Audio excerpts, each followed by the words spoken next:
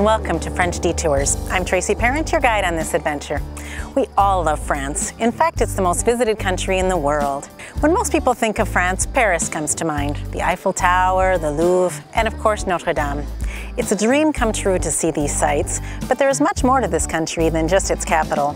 France is divided into 13 different regions, each with its own unique feel. Together we will explore each region, taking the time to experience the authentic local flavor. This is where the richest memories are created, tasting a fresh goat cheese at the local market, discovering a breathtaking village you didn't know existed, or witnessing the passion and expertise of the artisan making his craft. Sure, it's important to see the iconic sites and monuments of France, but it's with this up-close and personal view that you get the true meaning of joie de vivre. So come along and fill your basket with the best of France. On y va?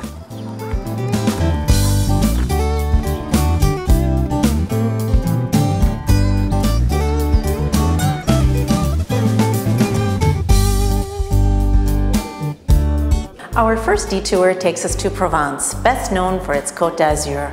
Traveling inland from the famous beaches, we find a region rich in art and history as we follow the footsteps of Van Gogh, Cézanne, and physician and astrologer Nostradamus. The landscape is dotted with picturesque villages, each with its own unique charm. And in between, there are vineyards, fields of lavender, and olive groves.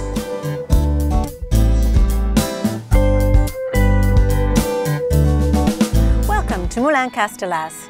20-some years ago, owners Jean-Benoit and Catherine fell in love with the olive trees here and decided to construct their own mill at the base of the medieval village Les Baux de Provence. Combining passion, know-how, and high standards, they've achieved award-winning olive oils year after year. Let's go see how it's done.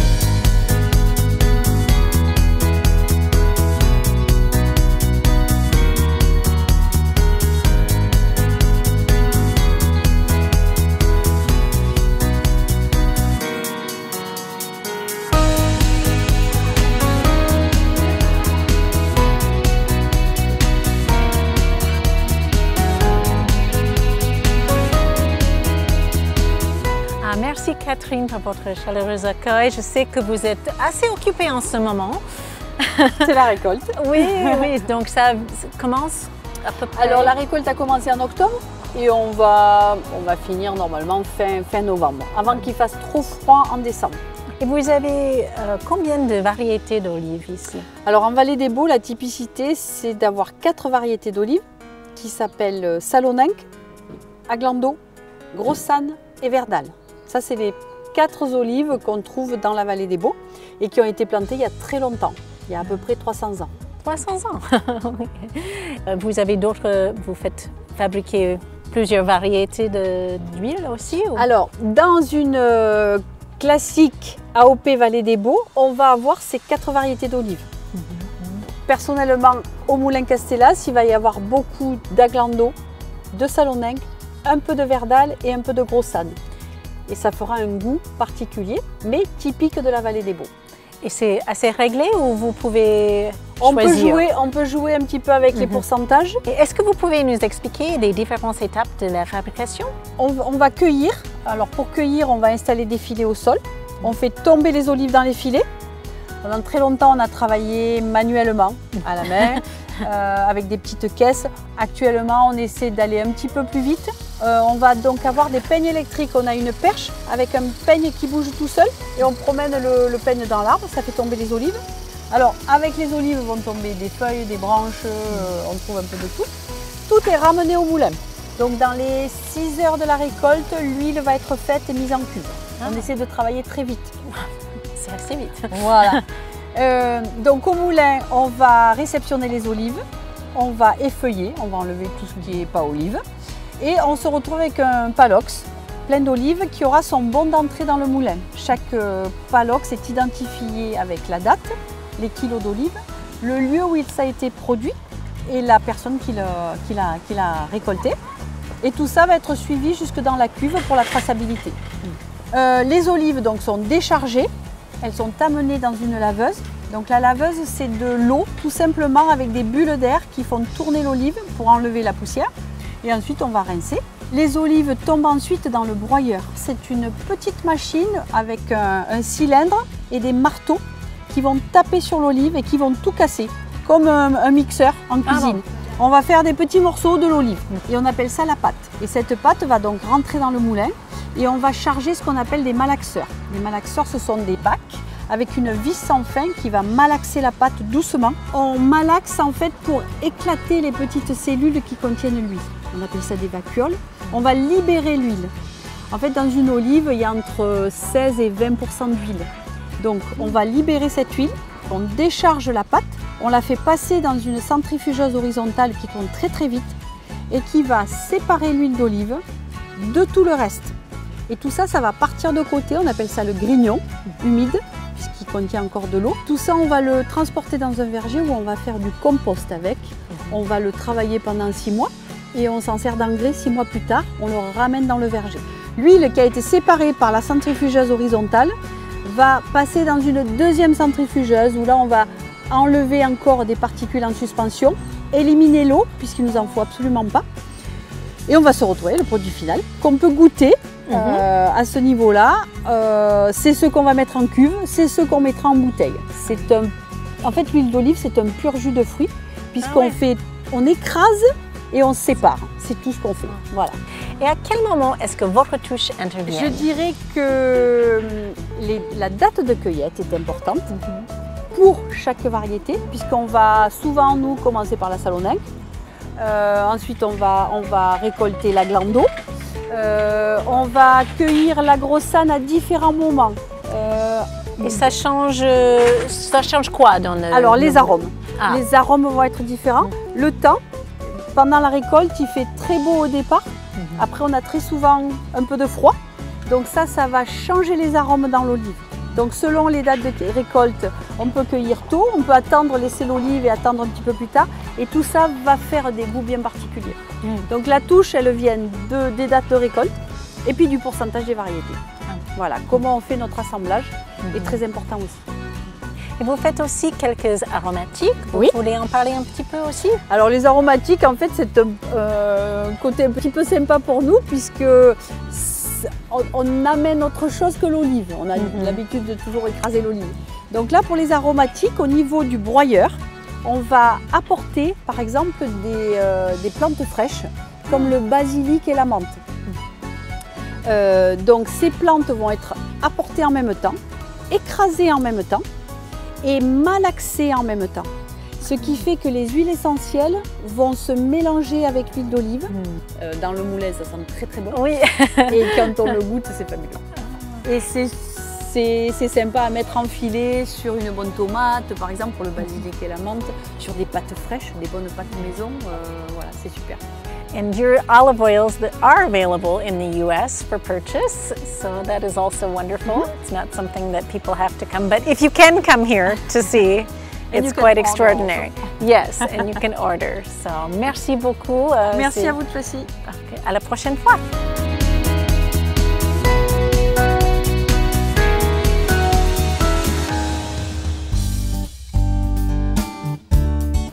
Provence isn't only charming villages and beautiful landscapes. Of course, there are bustling cities as well. A longtime favorite, Aix-en-Provence, is the perfect blend of old and new. There's stunning historical architecture at every turn, and yet the city maintains its fresh, vibrant atmosphere.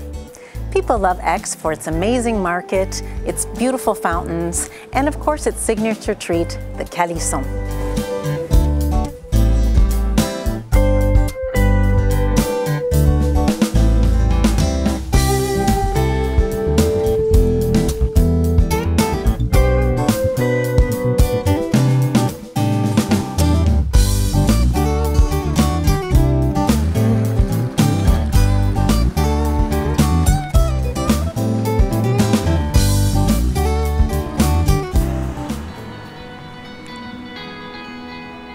It's a sweet story, a confection that has been celebrated in this town for centuries, a family-owned business dedicated to keeping the traditional methods alive.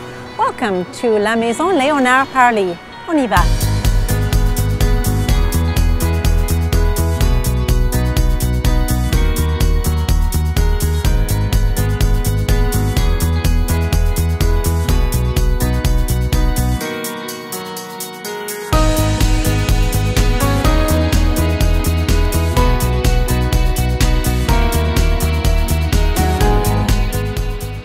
suis très heureuse de venir à la maison Léonard Parly pour savoir comment se fabrique le calisson.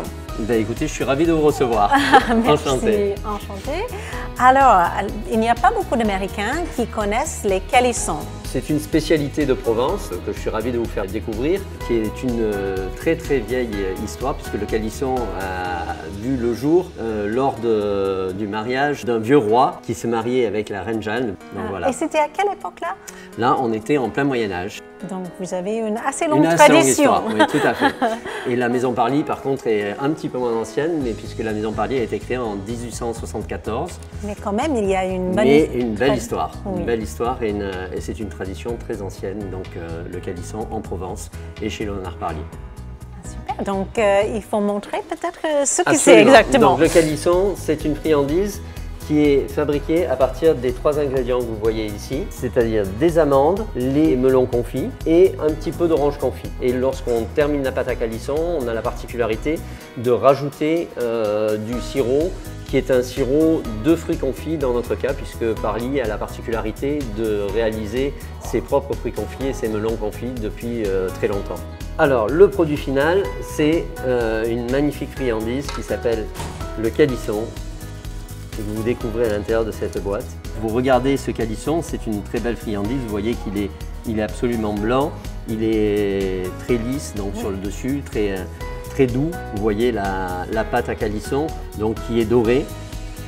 Et c'est un peu étonnant parce que comme ça, on croit que ça va être très sucré. Et ce n'est pas trop sucré. Ce n'est pas trop sucré et c'est une des particularités du calisson Léonard Parly.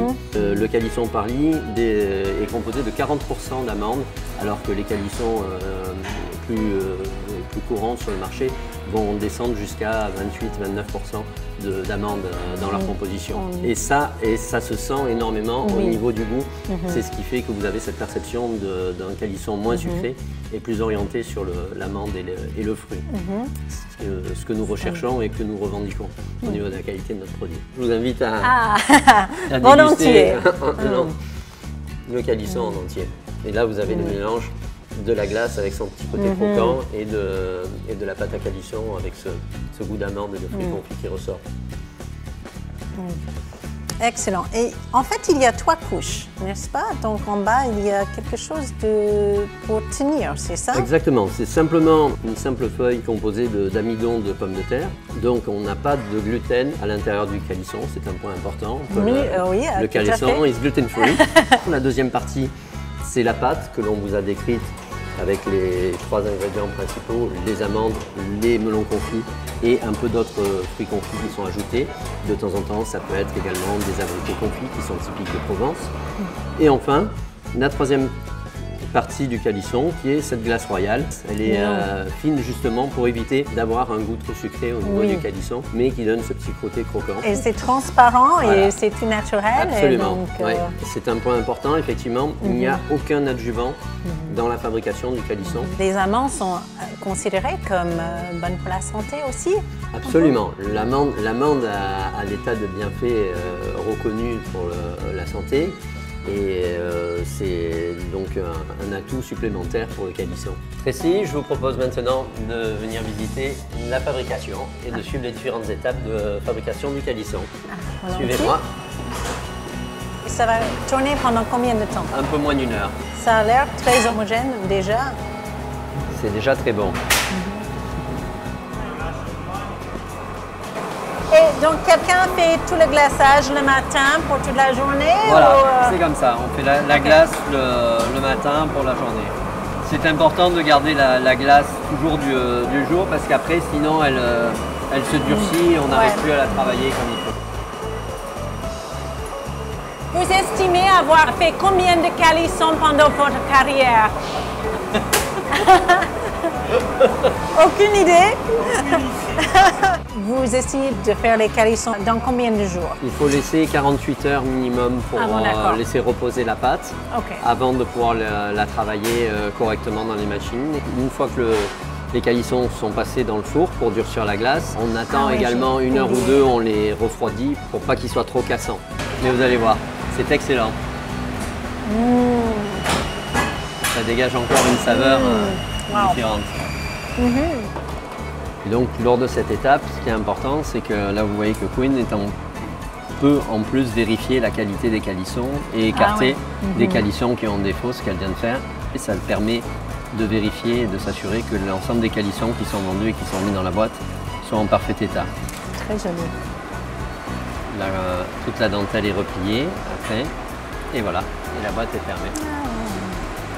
C'était un grand plaisir de vous rencontrer et voir et présenter les calissons aux Américains. Et bientôt, on va en déguster aux États-Unis aussi. Hein. J'espère bien et je compte sur vous pour nous envoyer plein de clients, acheter sur notre site et venir nous rendre visite comme vous l'avez fait aujourd'hui et découvrir comme nous travaillons. Magnifique. Merci beaucoup et merci bonne beaucoup continuation. encore. Merci. Au revoir. Thank you for joining us in Provence. We look forward to exploring another beautiful region of France with you next time. À bientôt.